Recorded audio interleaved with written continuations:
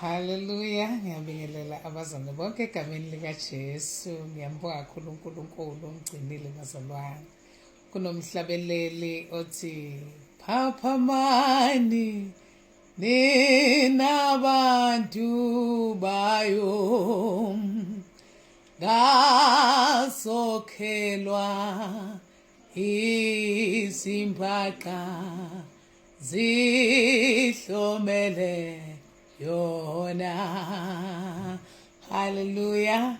Ngiyabulisa abazalwane bonke, dumelani molweni, sanibonani, nibingelela uKagumbi, the worshipper. I'm a preacher of the gospel, bazalwane, a gospel singer. Ngiyabonga kakhulu futhi nangesupport ngisanda ngena kule industry yomculo kakhulu, kodwa ke ngumntwana kaNkulunkulu osindisiwe.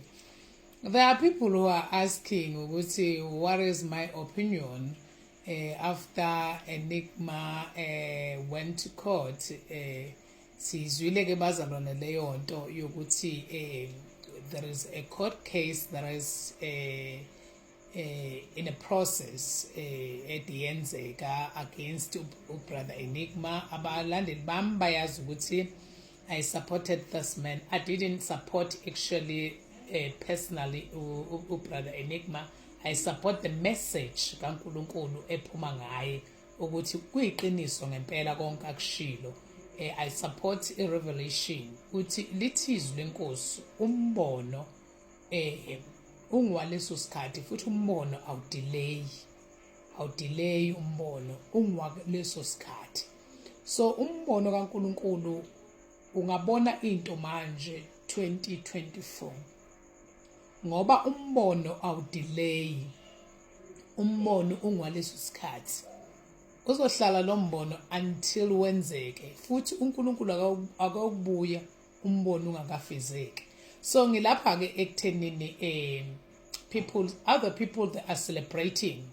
Omunye ngeke ngamuzwa kwi-podcast athi awu imuphi kuNkulunkulu ophilayo, oka brother Enigma noma oka pastor umama lo obe against ubrother Enigma. So ayikho kanjalo bazalwane, asizukuyibeka kanjalo, asizukuyibeka kube kaBhali, asizukuyenza impi kaNkulunkulu siyenze kaBhali. Sithi Bhali asikhulekeni, abanye abakhuleka uNkulunkulu wabo uBhali. Abazalwane abadalelwe ukuprove ipoint. Impi osukubhekene nayo mzalwane akusiye yakho ingeka Jehova. So in other words, ngiqonde ukuthi you can celebrate ungazi kodwa uthi celebrate ini, because ngimbonile ukuthi she is very excited, and then uyabuza ukuthi ukabani uNkulunkulu owinile njengamanje, because oNkulunkulu babekiwe vile babili. Omunye uze yakhotha ukuthi uthe ubrother Enigma niyobona ngisho ecourt yobona amaloya ewa. uNkulunkulu umbono ukhona, kodwa umbono futhi awudelay, umbono awubi late, ungwaleso sikhathi esimisiweyo umbono kaJehova ungaleso. Yazi bazalwane, nansi into engayifunda ekukholweni kaNkulunkulu. uNkulunkulu noma ungakhuleka. I remember when I was doing grade 11, when I was praying, maybe there are challenges in life, I don't know. No, I was not doing grade 11 if I'm not mistaken. I was ngangiqede imatric, so kukhona lento ethi ngifuna ukuya university, and then ekhaya kusazama imali and ayikho. So kukhona kwaba lento ethi kimi, when I prayed, I said, God, I know sibaningi online noma kwi-queue yeyicela ifana nalezi. As I'm standing on the line, ngicela Jehova ukuthi ungiphe imali ye-registration. Ngiyazi ukuthi mase ngingenile maningi amathuba ngavela. Ngathi uNkulunkulu ngicela ungikhumbule, ngicela njengamanje wenze njani, ulethe ngokusheshsha usizo oluphuthumayo. uNkulunkulu bazalwane uyathula nje akubheke. hayi ngoba engenakho angakunikeza khona. Ukhona abanye abazali beke besho bethi uNkulunkulu uthi not now, wait. Kodwa kuyena ayikho disappointment. As ngikhula ekukholweni ngihamba noNkulunkulu nga-understand ukuthi when you pray and fast ukhuleka uNkulunkulu uye kuyena entabeni, ngabe intaba yakho isendlini yakho, uyakhuleka, uyalala, awudlili, uyavuka. Let me tell you, akwenzeki mina ngutshela iqiniso, akwenzeki ubuye ungaphethe lutho. Kungenzeka ubungakuboni njengamanje njengoba usanda kubuya entabeni ungakuboni, kodwa I'm telling you ukuthi akwenzeki ulambe maqede ungakutholi ukulambelile. Akwenzeki, akanayo injabuliso. Ngiyazi ukuthi ubrother Enigma esahamba ama-court case and so forth ebezile ukudla ethi uNkulunkulu bakhombisa ukuthi wena umthixo. He was there. He was watching everything.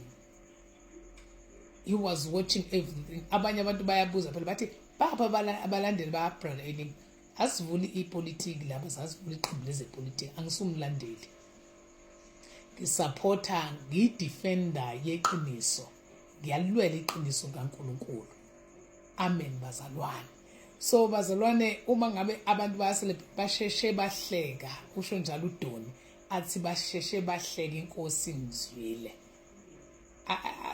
Bazalwane, ngiyazi ukuthi amaKristu lana athi noma edrive emotweni athi uNkulunkulu kaBrother Enigma, athi umuphi uNkulunkulu omkhulu kwaBrother Enigma nokaPastor Mukhuba. Hey bazalwane, singayezi leyo nto. Ngiyazi akusiyo umuntu oyiphuzela utshwala, akusizi isigebengu, akusiyo inkabe ebulala abantu eyenza leyo nto leyo. Abantwana bakaNkulunkulu, yekelani ukwenza izinto ezingasile. Yekelani nje ukuhlekisa ngento engekho. Kunezwi lenkosi engithanda ukuthi ngilifundele lona after ngithola le message bazalwane eshoyo ukuthi uPastor Mukhuba won the case. Mina akungisurprise bazalwane, ayikho into engimangazayo ukuthi uwinile icala kanjani, angazi ngoba futhi nalo angilazi ukuthi iliphi lelo cala. Angilazi ukuthi iliphi ngoba sonke bazalwane, I remember when I was young, the old man was preaching, akhuluma athi ungaphatheki kabi uma umntwana kaNkulunkulu eza kuwe afike athi ukubonile, ngabe ukubone uphuza utshwala or ukubone wenzani, ukholwa njalo, ukholwa ngempela, ubone ukuthi you are holy ngale ndlela uNkulunkulu akufuna ngayo. Kodwa umzalwane uzokutshela ukuthi yazi ngithe embonweni ngilele ngakubona ugqoke isiketi esincane noma ugqoke nje isicebhezana noma ngobona uthi musukwata, uthi ungakwati, uthi wothi izulu, uthi thank God amazulu ayangaza ayangikhathalela. Abazalwane bakulezi insuku abafuna ukubonwa, abafuni nje ukutshelwa. Abazalwane nje bakulezi insuku abasafuna ukutshelwa. Webazalwane tsenekani, akenitsheleke, ake ukujabulele nje ukuthi ube nomuntu oza kuwe afika athi kaGumbi ngikubone mzalwane uhlehla uNkulunkulu. Into yokuqala ofanele uyenze, fanele uthi inkosi yini lezongihlehlisa kuwe, ushaye uvalo, ngoba ngempela kusho ukuthi amazulu kanjani ayakwazi. So let us not celebrate ukuthi ubani uwinile ubani ungawinanga bazalwane. Le mpakusiyo yethu kaThixo, eningazi kahle kamhlophe ukuthi abantwana bakaNkulunkulu abasindisiwe abapreachayo esontweni abamusa uNkulunkulu kusukela unweleni kuze kushaya unyaweni, laba abacelebrate ukuthi hey uNkulunkulu kaEnigma, uNkulunkulu ka iyekeni bazalwane leyo nto, iyekeni bazalwane. abazalwane abenza lezo zinto. Mina in 2024 I continue to say I support the truth, even if kukhona umunye ovela umzalwane aqhamuke nesambulo asho futhi ngizomsupporta ukuthi ngoba indlela kaNkulunkulu ifuna ubungcwele. Inkosi yomsimbusisi kunezwi lenkosi bazalwane ngaphambi kokuba ngivale le ndawo engiyithintayo nje ukuthi bengisaphendula nje bazalwane ukuthi abanye bayabuza bathi bashonephi abalandeli. Abekho abalandeli, kukhona abalandeli beqiniso, abalandeli bakaKristu, uKristu oneqiniso, oseqinisweni, ukuthula kubazalwane. Hallelujah bazalwane, egameni likaJesu ngibulisa. Sizofunda uDeuteronomy chapter 20 uverse 4 uthi, ngokuba uJehova uNkulunkulu wakho nguye ohamba nani anilwele nezitha zenu ukuba anisindise. Akusiwo lwayo, awunawo amandla. I remember when I was talking with my mom, sikhuluma nje ngezinye nje iziphi izendlela njengoba siyakholwa. So my mom, she's a born again Christian, nami I'm born again. Actually ifamily yethu isindisiwe. So sengithi ke ngumama omunye umuntu engathi hey ngimehlulile umuntu. No, akwehlulanga wena, wehlula uNkulunkulu. Akwehluli wena, wehlula uNkulunkulu. Futhi uNkulunkulu wazi ukuthi uNkulunkulu omkholwayo kasoze ahluleka. Ebeka disappointed ke bese sithi hayi uNkulunkulu bukuphi. No, akusiye yakhe lempi, ekaThixo. So bazalwane, in other words, yonke into esibhekene nayo thina masikholwa akusiyo eyethu, ekaThixo. Abazozwa kahle in English, Deuteronomy chapter 20 verse 4 says, for the Lord your God is the one who goes with you to fight for you against your enemies, to give you victory. So uNkulunkulu onikeza wena unqoba bakithi, uNkulunkulu opha wena igama lokuthi umnqobi. Ungezwe umuntu ethi angihlulwa mina, angihlulwa. uNkulunkulu onqobayo. Awu amen bazalwane. Ake siyekeni maKristu, yekelani maKristu ukuhlekisa ngamanye amaKristu. Yekelani. EkaJehova impi nyukelana entabeni. Phuma nonke nentabeni nikhuleke bese ninikela kuyena. uJehova into engizonitshela yona bazalwane bami nonke egameni likaJesu. EkaNkulunkulu impi inqoba sakuhlulwa. Le kaNkulunkulu engimkhonzayo inqoba sakuhlulwa. La sebethi sebehlulekile yila inkosi ethi iqala khona.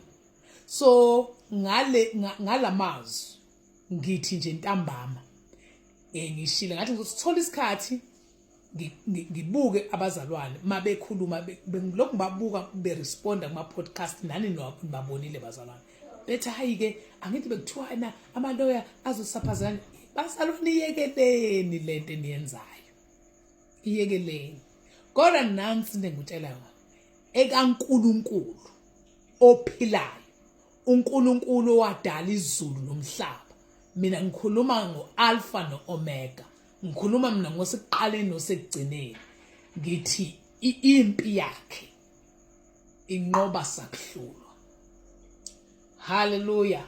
Deuteronomy chapter 20 verse 4 says, ngokuba uJehova uNkulunkulu wakho nguye ohamba nani anilwele nezitha zenu ukuba anisindise. Inkosi yethu elwayo, asithi silwayo, uThixo wethu olwayo, uThixo wethu wahluliwe. Uma ngabe nimbone ehluliwe, guqa phansi ngedoti, inkosi ngiyabonga ukuthi wena nawe uyahlulwa. Umbone ukuthi uzothini. Ngoba uNkulunkulu olwa kwangazi ukuthi uyahlulwa.